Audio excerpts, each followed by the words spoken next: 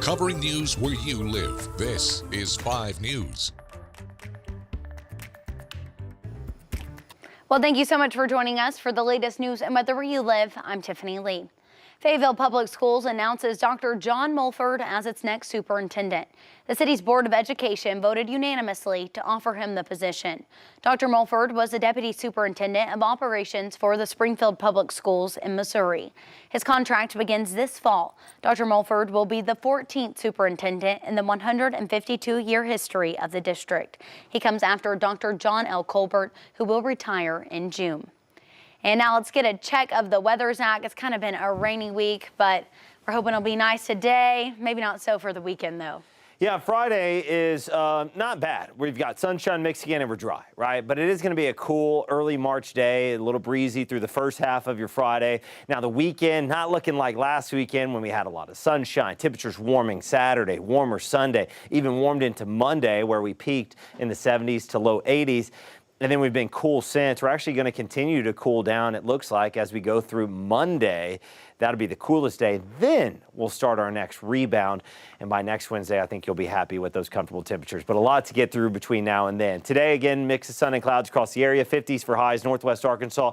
Upper 50s, low 60s, River Valley South. We'll have a breeze 5 to 15 through the AM hours, 5 to 10 miles per hour through the PM hours. So a little bit lighter. But again, still a cool day for us. Clouds increase as southerly winds bring back some moisture overnight. So we'll start out cloudy Saturday. And then we're going to see a lot of clouds Saturday night. We'll try to decrease those clouds as we go into and through the day on Sunday, with rain chances already back in the picture.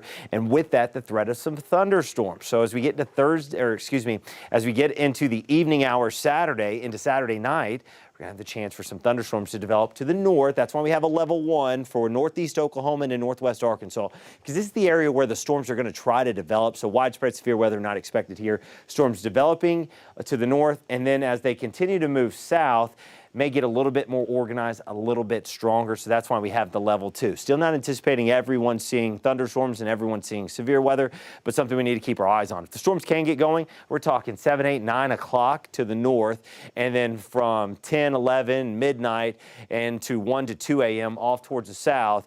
Again, if they can get going, damaging hail and damaging wind gusts would be the top threats that we're watching. Again, as we go through the day on Saturday, there we are going through the morning. Now we're in the afternoon. You see a lot of the green on there. It's picking up on the moisture return. It's also suggesting we could have some light showers, maybe some patchy drizzle, and then I think a few spotty showers can't be ruled out. Right now, it doesn't look like a complete washout. Looks cloudy, looks cool, could be a little bit more on the damp side. It's going to be breezy. And then that's setting the stage out ahead of a front. That's when these few strong storms are going to be possible as we get into the evening hours. 8, 9, 10 o'clock. Here comes the line of storms trying to develop. Some scattered thunderstorms. You see a few stronger storms trying to mix in there. If these thunderstorms can tap into that energy, that available instability a little bit, that extra fuel in the atmosphere, then it could become a strong to severe, with damaging hail and damaging wind gusts being the main threat. Watch the storms as they continue to slide off towards the south, getting a little bit stronger, a little more organized. Again, potentially the hail and the wind threat carrying on. A few lingering showers early Sunday, and then we're going to try to clear it out for us as we go through the weekend. Here's a look at your 7-day forecast. Tiffany, we're talking about some cooler weather through Monday, and then we're peaking in the 60s near 70 by Wednesday. All right, thanks for that, Zach. Well, now let's get you caught up on some of the stories that you might have missed this week. We've told you what is in the Arkansas Learns Act, the sprawling education bill proposed by Governor Sarah Huckabee Sanders. The 144-page bill, it covers a wide range of topics, but some say that there's important topics that it doesn't address. Ian Russell speaks to people on all sides and has more from the state capitol. While students are on their way to class at Maumelle Middle School, Superintendent Dr. Charles McNulty has another subject on his mind. Obviously, just like other districts, we're anticipating a lot of information coming at us really fast. With the Learns Act, the 145-page omnibus education bill backed by the governor, signed by her pen Wednesday, McNulty is now awaiting a crash course of information as we head into next school year. It's set to law.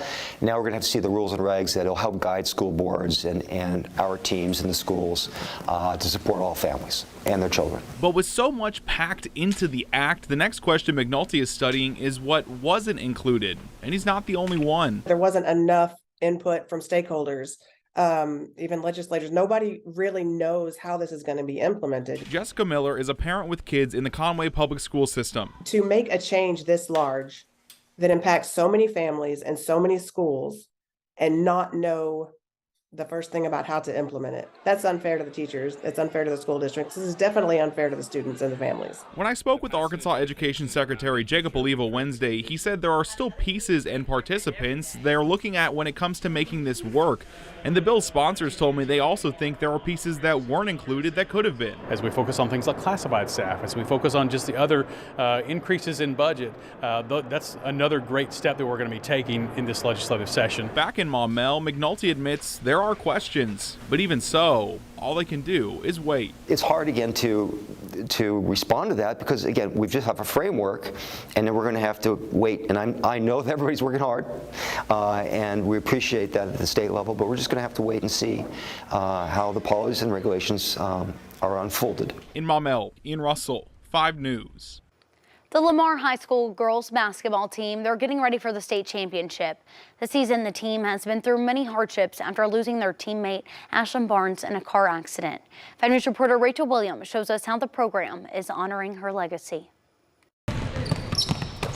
January 17th, the day the world turned upside down for the Lamar High School girls basketball team, when junior Ashlyn Barnes died in a car accident. And every game since, the team has played with Ashlyn in mind. We wear our 15 Love Always shirts, and then whenever we run out, we leave her spot open and still high five her, even though it's not necessarily the same, it's still her spot. Teammates describe Ashlyn as funny and a friend to everyone. Barnes was like the one person that no one had a problem with. She was nice to everyone. She brought the sunshine to everything. She was always in a good mood. There was never a bad day. Despite all that your team has been through, talk to me about knowing that your team has true grit. It's just been one thing after another this year, and that goes to the resiliency of these kids. They've had every opportunity to shut it down and not give a great effort, and they're doing the opposite. They're going out and working harder every day. And just says a lot about who they are as people. Head coach Brandon Slutterman says his team embodies their mascot, Warriors, on and off the court. This Saturday, they will play in the 3A state championship after losing the same game last year. You figure out something throughout that year that you're going to rally around and everything. And these kids are seniors, and they've been through a lot in their career here. A lot of wins, a lot of tragedy. They just don't want their season to end. This year is another opportunity for your girls to compete for a state title. You guys haven't won anything since 1991. What does it feel like to be able to compete for that state title? As special as this year has been, they lived up to the expectations that they had of themselves. And to be able to go back on Saturday night for another opportunity, it's just great. And just like every game this season, this one is for Ashlyn. In Lamar, covering news where you live, Rachel Williams, 5 News. Another train belonging to Norfolk Southern has derailed, this time in Calhoun County, Alabama. Now, it happened just hours before the company's CEO testified before a Senate committee about February's toxic train derailment in East Palestine, Ohio. Roxana Sabiri reports more. Norfolk Southern CEO told senators his company is sorry for last month's toxic train derailment in East Palestine, Ohio, and pledged $20 million to the region and residents. That we're going to be there for as long as it takes to help East Palestine thrive and recover. Norfolk Southern has announced several voluntary safety upgrades, but earlier this month, a bipartisan group of senators unveiled a new rail safety bill. Will you commit to supporting the Bipartisan Railway Safety Act and help restore the public's trust in your company? Senator, there are a number of provisions that we would absolutely support. Those include tighter standards for tank cars the railroads don't own, expanded hazardous materials training for first responders, and standards for detectors used to spot problems along the track. Republican senators also criticized the responsiveness of the EPA. The agency recently paused the removal of toxic soil to confirm facilities that process the soil are federally compliant. We expect waste to be moving, perhaps as soon as today, to other facilities. Several East Palestine residents attended the hearing, including homeowner Aaron Stauffer. Our property values are nothing right now. Even if we didn't feel safe and wanted to leave the area, I don't even know how we would do it. Back in East Palestine, Eric Whiting says he doesn't trust testing that shows no harmful levels of toxins. He still drinks only bottled water. So in the ideal world, you'd want Norfolk Southern to buy you out? I would love to be bought out, and I would love to walk away. So far, he has not received an offer. Roxana Saberi, CBS News, East Palestine, Ohio. Penalties could soon increase for anyone caught stealing catalytic converters. Now, the Arkansas Senate is set to vote on a bill covering it this week. The car parts have been a popular target for thieves because they contain precious metals. If this bill becomes law, it would make the first offense a Class C felony and a Class C the second time, which means jail time will get even longer. Now, scrap metal yards would also have to verify where those converters come from before they actually purchase them. And construction has started in downtown Bentonville on a new bicycle-friendly hotel. The new hotel's across the street from the courthouse, and it opens in the summer of 2024. Developers have said that they want to take advantage of the region's bike culture with several amenities catering to cyclists. They'll have things like a bike valet, secure storage, and a bike wash. Oklahoma voters have rejected a plan to legalize recreational marijuana. Voters had approved a medical marijuana plan in the past, but rejected recreational use. You can see right here, 61.81% of people were against it, where only 38.19% were for it. And we're taking a look at how voters on both sides of the recreational marijuana issue feel about this in their state. 5 News reporter Micah Wilson has the report out of Poto. We're very pleased that the voters have made that decision. The results are in, and those for State Question 820 say it will help refine Oklahoma's criminal justice system, but those against say it will only create even more crime. I can't imagine that Oklahomans want more crime. I can't imagine that they want more mental health issues. A vote no on Oklahoma State Question 820 comes as no surprise to Pat McFerrin with Protect Our Kids No 820.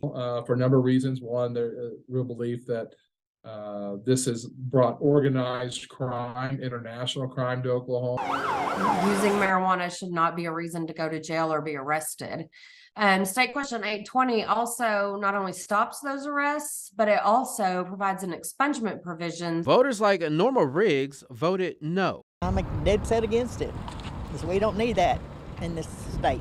Riggs says she was worried the state question would have made it easier for minors to get cannabis. First off, this is for adults 21 and over. You have to be 21 years old in order to purchase marijuana under this system. Michelle Tilley with Oklahomans for Sensible Marijuana Law says it would have made marijuana safer. Oklahoma has the largest black market marijuana network in the nation. By legalizing, regulating, and taxing it, we are bringing this market into the light. We're cutting out on illicit market. But in the end, Oklahoma voters, like Arkansas, said no to recreational marijuana. I certainly wanted to get my no vote in for the children.